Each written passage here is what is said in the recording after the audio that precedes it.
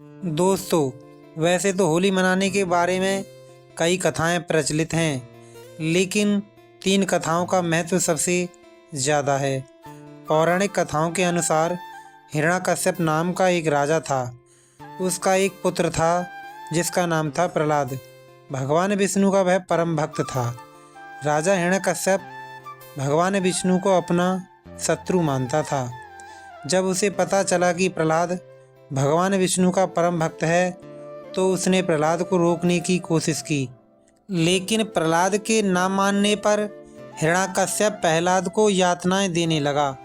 हिरण्यकश्यप ने प्रहलाद को पहाड़ों से नीचे गिरवाया तथा हाथियों से कुचलवाया, लेकिन भगवान विष्णु जी की कृपा से प्रहलाद बच गया। हिरण्यकश्यप की होलिका नाम की एक बहन थी। उसे वरदान था कि वह अग्नि में नहीं जलेगी।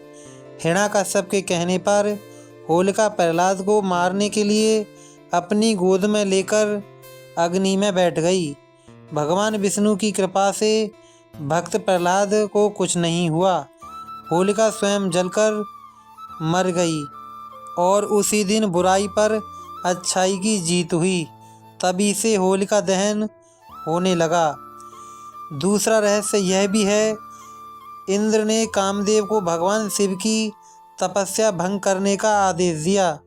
कामदेव ने उसी समय वसंत को याद किया और अपनी माया से वसंत का प्रभाव फैलाया।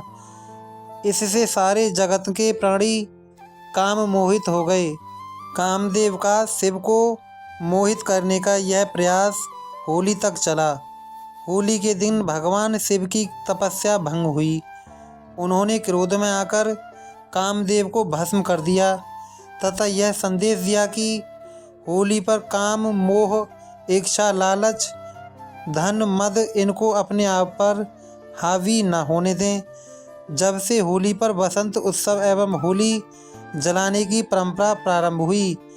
इस घटना के बाद शिव जी ने माता पार्वती से विवाह की सहमति दी, जिससे सभी देवी देवताओं में हर्षोल्लास फैल गया। उन्होंने एक दूसरे पर रंग गुलाल उड़ाकर होली का उत्सव मनाया। होली मनाने का तीसरा रहस्य राजा रघु से जुड़ा हुआ है। राजा रघु के राज्य में डुंडा नाम की एक राक्षसी ने शिव से अमरता का वरदान प्राप्त कर लोगों को तथा बच्चों को सताना शुरू कर दिया। भयभीत प्रजा ने अपनी पीड़ा राजा रघु को बताई। तब राजा रघु के पूछने पर महर्षि वशिष्ठ ने बताया कि शिव के वरदान के प्रभाव से उस राक्षसी की देवता, मनुष्य तथा अस्त्र शस्त्र या ठंड, गर्मी या बारिश से मृत्यु संभव नहीं है। किंतु शिव ने यह भी कहा कि खेलते हुए बच्चों का शोरगुल या हुड़दंग उसकी मृत्यु का कारण बन सकता है। कुछ ऋषियों ने बताया कि फागुन पूर्णिमा का दिन शीत ऋतु की विदाई तथा ग्रीष्म ऋतु का आगमन होता है। उसी दिन सारे लोग एकत्र होकर आनंद और खुशी के साथ होलिका का दहन करते हैं।